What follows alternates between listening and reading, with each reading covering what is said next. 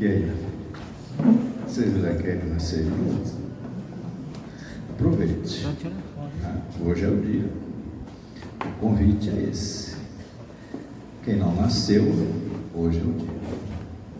Extraordinário trabalho do nosso querido Paulo, dando prosseguimento para que a gente possa ter tempo de comer. Eu sei que está todo mundo aí pensando nos doces ali, a gente só olha para lá. Eu estou ali, eu estou em pé, eu estou olhando. Vai dizendo logo, essa palestra não acaba não? Ainda não, tem mais uma ainda. Esse é o Cristo, Paz e Caridade. E agora, nossa irmã Fernanda, nosso querido amigo Paulo, e agora ele, nosso querido amigo Robson. Não é Rob não, Batman, é Robson Ferrer, que vai nos brindar com um tema extraordinário, o bom pastor. Por que Jesus é o bom pastor? E depois a gente vai ter que agradecer essas três personagens extraordinárias pelo trabalho excelente. Venha, meu amigo, é com você.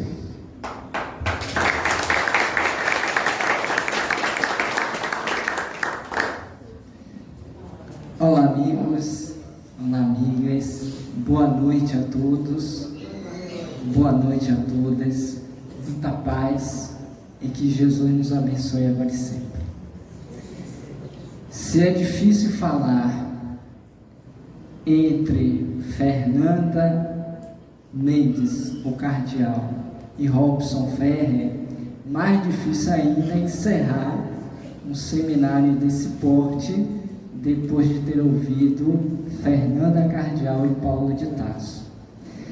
Porque nós já poderíamos encerrar o nosso encontro e irmos para o bolo, o cantar do parabéns, agora.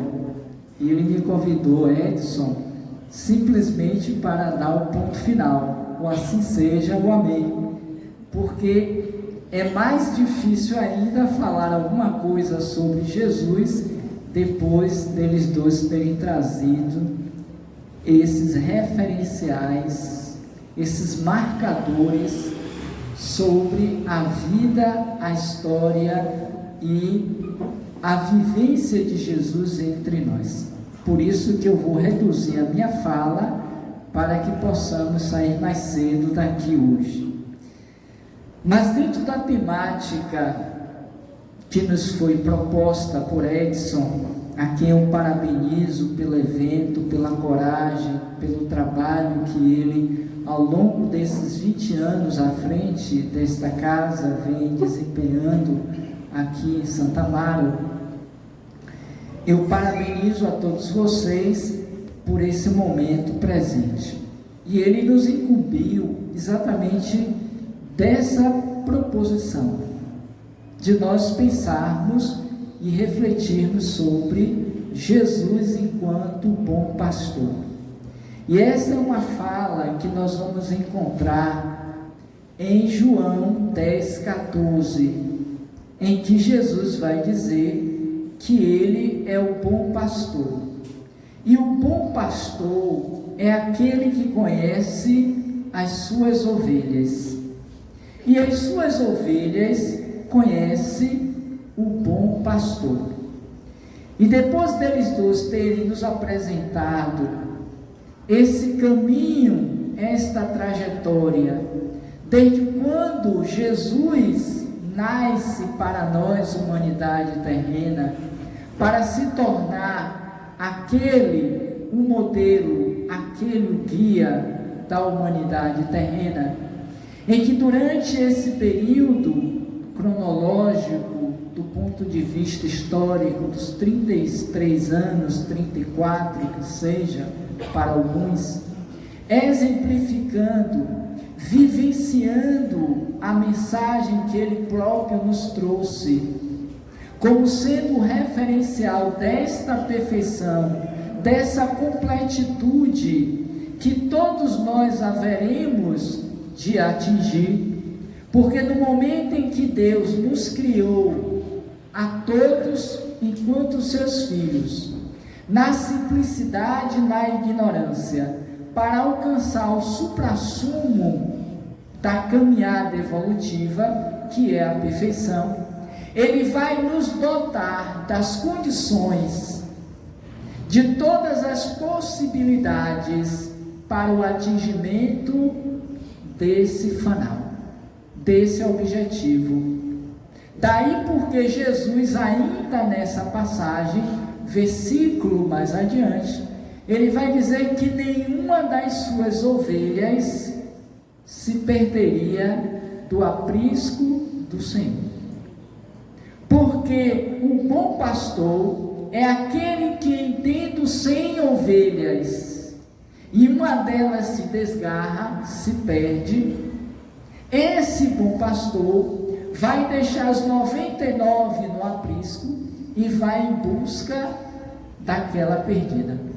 E é por essa razão que Deus, o Senhor, não quer a morte do ímpio, do pecador, mas a sua misericórdia, a sua graça, ou seja, todos nós alcançaremos a mesma destinação, que é sermos felizes, que é sermos perfeitos. O que caberá a nós é escolher qual dos dois facilitadores nós queremos, dentro da proposição de Paulo de Tarso, o genérico, como ele gosta de se autoafirmar. É termos um instrutor facilíssimo ou dificilíssimo. A questão é que ainda hoje nós preferimos o que é fácil, o que é rápido, o que não dá trabalho, o que não gera dor, o que propõe prazeres mundanos, transitórios, para que nós vivamos dentro de uma fantasia, de uma imagem, de que ser feliz é ser contemplado com tudo que é possível na terra, sem precisarmos passar pelos esforços, pelos trabalhos necessários para alcançar esses bens, porque Deus nem Jesus são contrários a essa proposição. Porquanto as riquezas também são de Deus, e elas nos servem de crescimento, de evolução, de aprendizado, de enriquecimento do saber divino. Daí porque Jesus conta inúmeras histórias referentes a ela, a riqueza, e dentre essas muitas, nós temos aquela da multiplicação dos talentos, que nós podemos ver de 1001 forma interpretativa. Então o desafio é que nós multipliquemos os talentos, e muitos desses talentos podem estar no âmbito da riqueza, dos bens materiais, porque não existe nenhum pecado quanto a isso. A questão está quando nós nos escravizamos, nos paralisamos e nos detemos apenas nela, esquecidos de que existem outros talentos, outras experiências, outras vivências e conquistas a serem feitas ainda mesmo na própria encarnação. Não é esperar uma próxima seguinte, é nesta. E aí vem esta passagem que ele também nos traz, referente ao nascer da água e do Espírito, simbolizando esses dois processos evolutivos, a reencarnação enquanto processo biológico pela água, mas sobretudo pelo Espírito, pela ressurreição, pela transformação moral que você vai fazendo mediante, fala-me Deus, como dizem os antigos, a transformação moral que devemos fazer na própria encarnação, para percebermos a luz que já existe em nós, para que ela se torne mais fortalecida, que ela possa aclarar as sombras daqueles que vêm depois de mim. Foi o que o bom pastor fez, porque ele foi destinado, escolhido pelo Pai, para estar conosco nesta aventura, nesta caminhada, através não apenas de uma encarnação, de uma experiência corporal, como ocorre muitas vezes nesta relação de pais e filhos do ponto de vista encarnatório, em que nós trazemos, damos à luz aquele que nós nominamos como sendo meu filho, ele nos domina como pais, para que durante aquela trajetória, até o findar da experiência com a morte, sejamos os seus tutelares, que possamos encaminhá-los para o caminho do bem, o que muitas vezes não acontece, porque nós, como a ovelha perdida e desgarrada, nós nos rebelamos, nós não aceitamos, nós fazemos outros caminhos, outras aventuras que não estava naquela proposta, não estava no roteiro daquela existência, nos consumindo e nos comprometendo para experiências mais dolorosas e difíceis no futuro. Mas o bom pastor, que também dissera que antes de nós existirmos, ele já existia, e ele tinha como premissa fazer com que todas elas, do seu aprisco, tivesse essa destinação.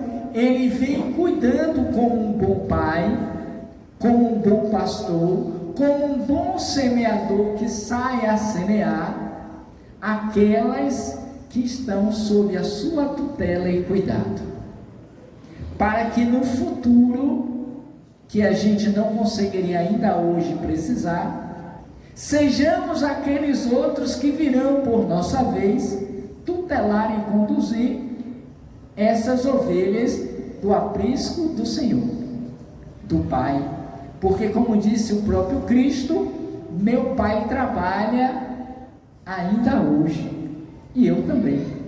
Ou seja, a criação divina, ela é infinita, é ilimitada, e a cada período se é designado para cada aprisco um pastor, e o nosso bom pastor chama-se Jesus Cristo, esse a quem nós hoje estamos reverenciando, reconhecendo o seu valor, não apenas histórico, mas o seu valor espiritual para nós, humanidade, porque todos os ditos senhores, sábios, se passaram no tempo, mas Jesus foi aquele que conseguiu dividir a história da humanidade, que ficou perpetuado através dos tempos, porque a cada período, a cada fase, ainda é exemplo do que nos traz o Paulo, a respeito de Mahatma Gandhi, que serviu para nós também como um referencial de busca pela perfeição, pelo aprendizado das leis de Deus, como tantos outros que citamos comumente, como Madre Teresa de Calcutá, Irmã Dulce e tantos outros, muitas vezes não nominados, mas que estão no mundo a serviço do bom pastor, estimulando os seus irmãos, as suas irmãs ovelhas, para seguir pelo caminho da trajetória do bem, possam mais tarde tornar-se, por merecimento, por conquistas morais, pelas transformações diárias que vão fazendo no decorrer de cada acordar e a cada ir dormir, refletindo, pensando em torno dos processos estabelecidos durante aquele período da vigília, buscando tornar-se hoje melhor do que ontem e amanhã melhor do que hoje, vai adquirindo créditos, valores morais competências, habilidades, capacidades, que através das reencarnações vão lhe facultando um despertar maior da consciência em torno dessa proposição da ressurreição, do valor da reencarnação,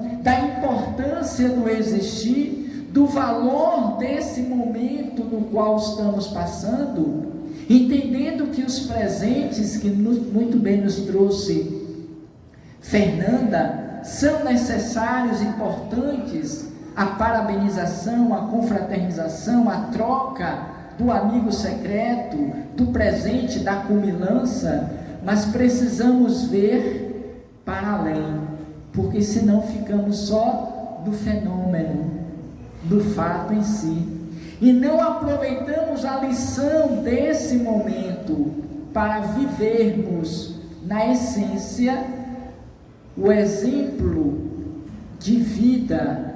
Não entenderemos que ele é o caminho da verdade e da vida, entrando e saindo das reencarnações, sem termos dado passos a mais na senda desta evolução, ficando retidos, paralisados nas experiências tão somente biológicas. Por isso perguntou Nicodemos: Senhor, como pode um homem velho voltar a nascer de novo do ventre de sua mãe?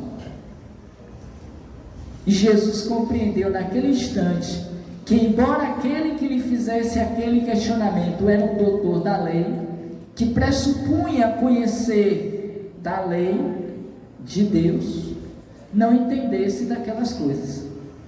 E Jesus vai dizer: bom, Nicodemos, em verdade vos digo, que todo aquele que quiser entrar no reino de Deus, terá que nascer de novo.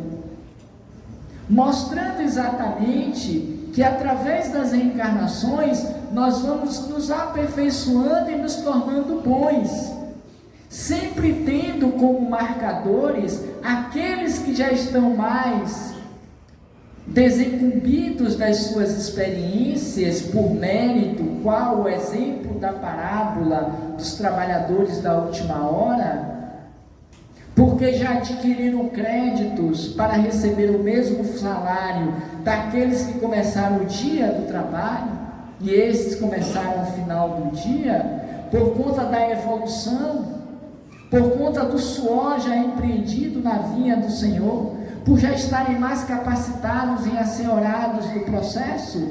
E como hoje, antes eram rebeldes, hoje eles já são bons condutores também daquelas ovelhas, porque todos nós devemos nos entreajudar mutuamente para que esta regeneração, essa evolução se dê de forma mais acelerada, de forma mais consciente.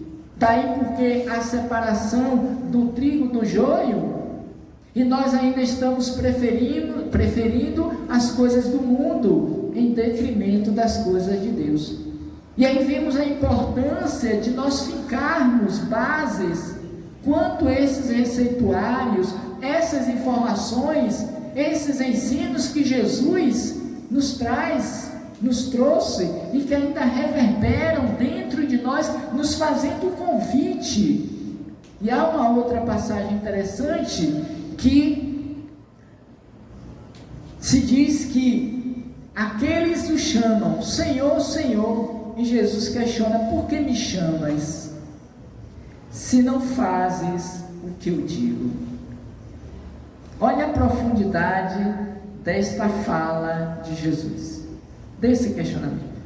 Estamos todos chamando Jesus, não é assim? Pedindo-lhe alguma coisa, rogando-lhe algo, porque ainda nos sentimos aflitos, sobrecarregados, endividados e necessitados da sua ajuda, e só o recorremos nesses momentos, o que é uma pena, o que é uma tragédia, poderíamos assim dizer como reforço, quando deveríamos procurá-lo na nossa melhor condição.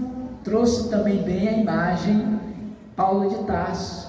Deveríamos procurá-lo na nossa melhor versão, quando estivéssemos felizes, alegres, plenos, potencialmente capazes de dizer: Senhor, estou aqui, na fila para poder lhe servir.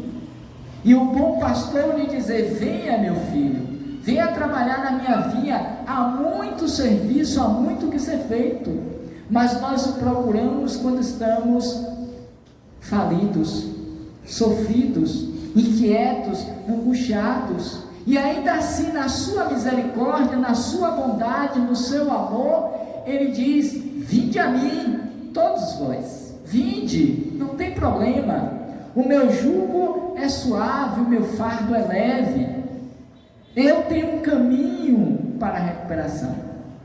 A gente até vai às vezes, quando não tem jeito, mas logo depois de refeitos, a gente começa a encurtar o caminho e buscar os atalhos da vida.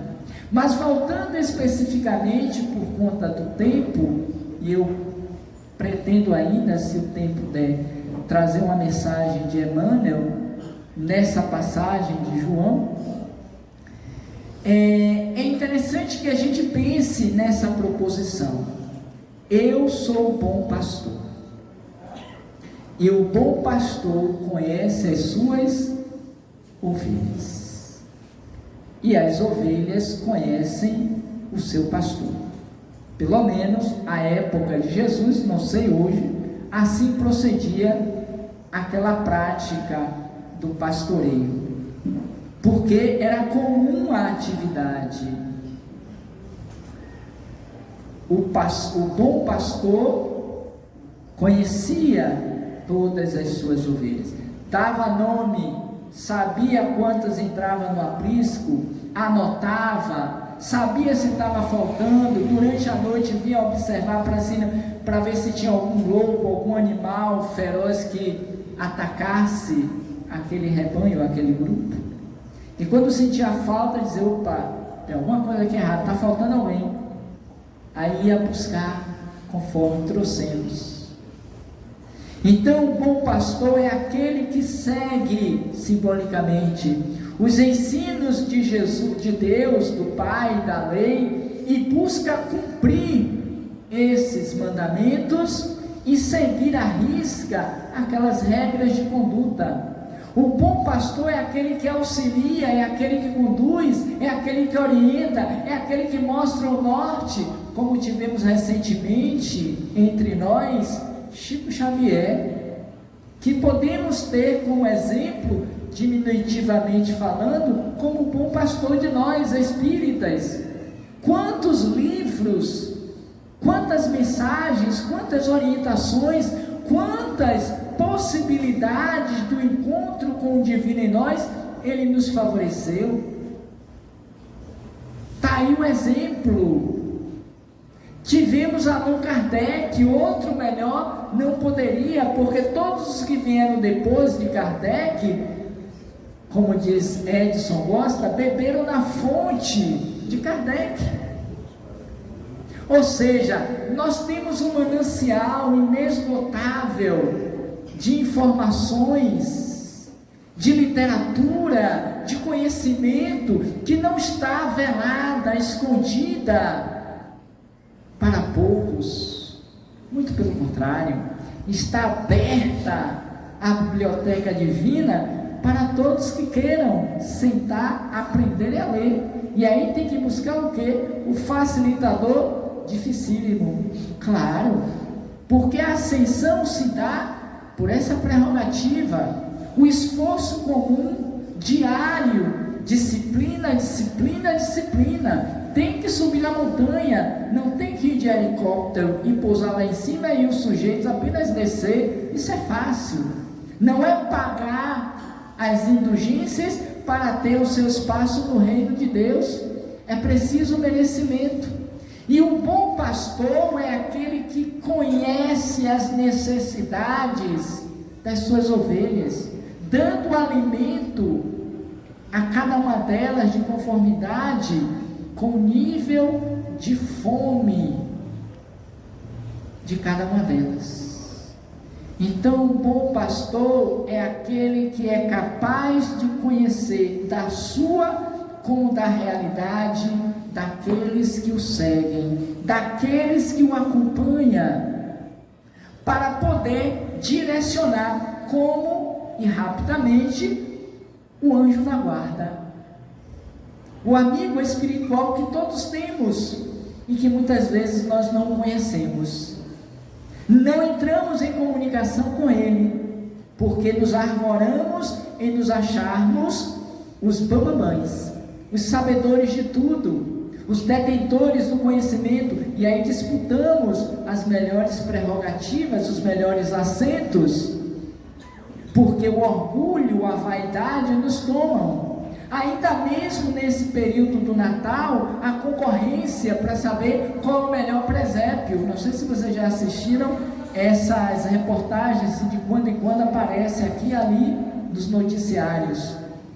Tem uma concorrência, uma competição para estabelecer qual é o melhor presépio, qual vai ser a melhor festa, a melhor comida. Esquecemos do aniversariante, da troca do presente. A gente já está dizendo: qual é o meu presente ali? Eu quero aquela caixa maior. Não, eu quero aquela. Não, se me der uma coisa ruim, eu vou me chatear. Quantas brigas já não ocorreram em período de Natal por conta disso, na troca do amigo secreto? Eu compro um presente enorme, caro, e recebo uma lembrancinha. Isso gera um mal-estar. Por isso que muitos nem querem mais esse tal amigo secreto, que dá uma dor de cabeça danada. Então, o bom pastor é aquele que está sempre promovendo, qual o bom anjo, o crescimento do seu tutelado. Agora, a pergunta que não quer calar também é a segunda: nós, enquanto ovelhas, conhecemos o nosso pastor? Porque não basta simplesmente dizer Jesus, Jesus, em resposta à questão 625 do Livro dos Espíritos. Isso todo mundo sabe, já decorou, até porque é a menor resposta do livro. Isso é fácil. Simbioticamente disseram para nós. A gente nem pergunta: por que Jesus? Por que não é Moisés? Por que não é Jeová? Por que não é um outro lá qualquer, que eu esqueci agora o nome? Por que não é? Por que é Jesus? Então a gente precisa conhecer a história de Jesus, aprofundar o conhecimento, para poder viver no dia a dia essa proposta crística, para dar sentido de dentro para fora,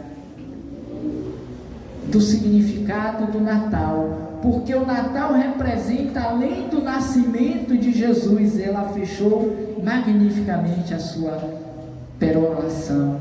Jesus nasceu, mas nasceu com um objetivo, além aquelas outras tantas crianças e meninos que nasceram à época.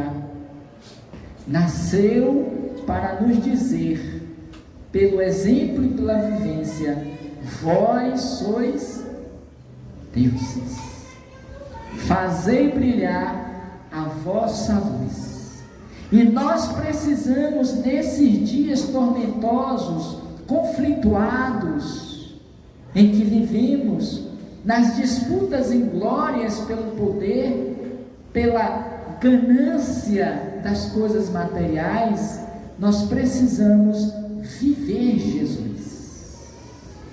Precisamos abandonar esses dogmas, esses ritos e tudo mais que compõe e que muitas vezes embeleza esse momento, para deixar que Jesus adentre a nossa casa física, mas sobretudo a nossa casa sentimental, espiritual. Já foi dito também aqui que o Natal deveria ser nos 365 dias do ano. Não apenas se no dia 24 para 25, de 25 para 26, se em abril, se em dezembro, não importa. Jesus deve nascer todos os dias em nossos corações, para que os nossos exemplos dignifiquem a condição de sermos ovelhas do bom pastor. Porque este já conquistou, pelo esforço, através dos milênios infindáveis, a sua condição de filho de Deus, a ponto de dizer: eu e o Pai somos um.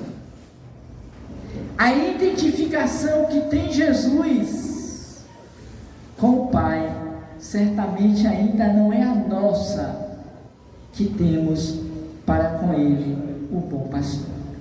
E aí me permitam trazer, antes de concluir o trabalho, uma mensagem do livro do Evangelho por Emmanuel, de João, nesse item, capítulo 10, versículo 14, no qual, abra aí para mim, por favor, no qual Emmanuel vai discorrer sobre essa passagem, e aí a gente encerra. Utilizando-se da citação, aqui já trazida, ele vai então intitular: que ovelhas somos? Alguém já se perguntou quanto a essa questão? Que ovelhas somos? E aí eu quero deixar para vocês, como presente de aniversário da casa, essa reflexão. Saiamos daqui hoje levando essa interrogação e fiquemos maturando ao longo de hoje, de amanhã, de depois, até antes de encerrar o ano. Aí ele começa a dizer: o pastor atento identifica com o seu rebanho de tal maneira que define de pronto qualquer das ovelhas mantidas a seu cuidado. Qual mãe em relação aos filhos? Ela pode ter 4 gêmeos, que eu não sei pronunciar corretamente, né? Ela pode ter trigêmeos, pode ter 10 filhos de vez, mas ela identifica cada um dos seus filhos. Por isso que um filho para uma mãe nunca é igual ao outro filho para essa mesma mãe. Porque existem peculiaridades, existem características que normalmente o pai não consegue perceber, mas a mãe sim, até de olho fechado. Porque a relação dela com o filho é intrínseca. É algo que é uterino. E essas coisas não se apagam porque simplesmente trouxe à luz a criança. Então o bom pastor se assemelha muito com a mãe. Conhece as mais ativas, descobre as indiferentes, nomeia as retardatárias, registra as que lideram, classifica a lã que venham a produzir, tudo faz em favor de todas, qual uma mãe. Por sua vez, as ovelhas pouco a pouco percebem, dentro da limitação que as caracteriza, o modo de ser do pastor que as dirige, qual acontece com o filho em relação à mãe. Habituam-se aos lugares que lhes são prediletos, respeitam-lhe os sinais, acatam-lhe as ordens, reconhecem-lhe o poder diretivo, sem confundir-lhe a presença. Na imagem, diz Emmanuel, temos a divina missão do Cristo para conosco. O pastor compassivo conhece cada uma das ovelhas do redil humano, tudo fazendo para guiá-la ao campo da luz celeste. Incentiva as indiferentes, acalma as impetuosas, fortalece as mais fracas, apoia as mais responsáveis, sopesa o valor de todas, segundo as peculiaridades e tendências de cada um.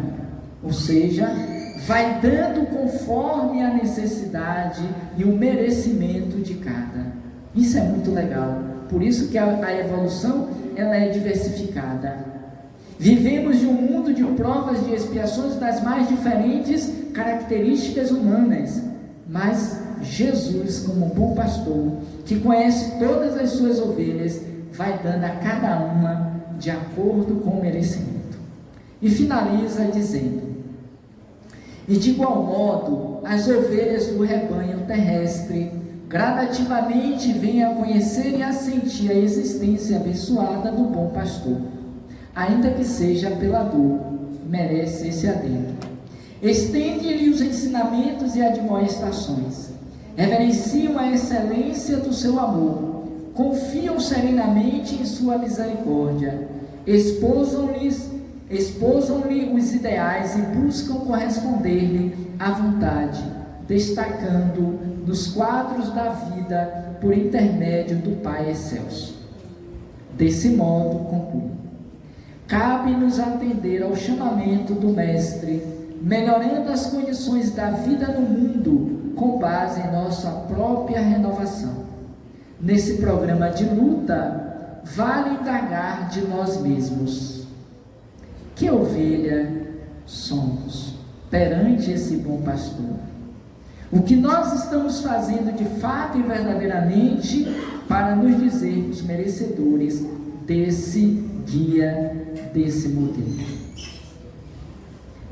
E com semelhante pergunta, busquemos na disciplina ante o Cristo de Deus a nossa posição de servidores do bem, na certeza de que a humildade confere-nos-á sintonia com o Divino Pastor, para que, sublimando e servindo, atinjamos com Ele o aprisco celeste da imortalidade vitoriosa.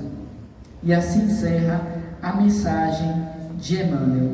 Lembrando, não vou trazer aqui porque o tempo não permite, mas no versículo 16, Jesus ainda vai dizer: tenho também outras ovelhas que não são desse aprisco, é preciso que eu conduza também a elas, ouvirão a minha voz e haverá um só rebanho e um só pastor. O que a gente poderia extrair para concluir a nossa fala? Aqui, em duas perspectivas pelo menos. A primeira, quando ele diz que existem esses outros apriscos e outras ovelhas, significa dizer uma relação com as muitas religiões que existem no mundo de hoje, e que esse bom pastor cuida de todas elas, porque Jesus não está apenas no Espiritismo, mas onde estiver dois ou mais falando em seu nome, ele ali está presente, assessorando, ajudando, conduzindo, orientando. E ele vai dizer que dia virá que haverá um só rebanho e um só pastor, porque os muitos líderes religiosos se fazem como supostos bons pastores, mas quase sempre apenas para oferir vantagens pessoais. Porque aquele verdadeiro bom pastor é aquele que vive pelo exemplo e não acata de mais uma ou duas ovelhas. O que nos faz lembrar também aquele memorável diálogo que encontramos em Boa Nova, quando do capítulo Joana de Cusa, em que esta que seguiu Jesus propõe que o marido também o faça, e Jesus diz assim: Joana, os templos são de pedras, eu vim implantar a fé viva no coração dos homens. Querendo dizer que mais cedo ou mais tarde, as pedras que constituíam a beleza de Jerusalém também cairiam um dia. Não ficariam pedras sobre pedras. A mesma coisa, todos os templos, todas as igrejas deverão deixar de existir. Porque quando estivermos consolidados a fé em Deus e no bom pastor, não precisaremos mais de templos. Porque viveremos em uma só comunhão, tendo Ele, Jesus, como a nossa grande referência do líder espiritual que Deus nos enviou para ser, para cada um de nós, o bom pastor. Por isso, e concluindo a nossa fala, agradecendo a todos pela oportunidade. Ser Jesus, o bom pastor, aquele que nasceu há 2023 anos, de acordo com a história cronológica nossa, aquele que é para nós a luz do mundo, a estrela de primeira grandeza, também no dizer de Joana de Ângeles, por ser ainda hoje, passados 2000 anos, 20 séculos, o caminho da verdade e da vida. Portanto, que cada um de nós, enquanto suas ovelhas, que tomemos da nossa charrua, não olhemos para trás, não nos deixemos enganar por outros pastores, independentemente da filiação religiosa, por engodo, por engano, por sedução. Capítulo 21 do Evangelho: haverá falsos cristos e falsos profetas. Jesus Cristo é um só, o Filho de Deus, o Filho ungido, que veio em nome do Pai para nos falar sobre o amor dele para todos nós, seus filhos. Vim para que tenhas vida em abundância. Que nesse Natal tenhamos todos vida em abundância, não pela quantidade de bens materiais que conseguimos amealhar durante todo o périplo carnal até aqui, mas por termos juntado dentro de nós as riquezas do céu. E assim seremos homens e mulheres mais felizes e contribuintes para uma sociedade e um mundo verdadeiramente regenerado, como nos propôs Jesus há mais de 2000 anos. É o desejo e o propósito de todos nós. No mais, muita paz, muito obrigado a todos.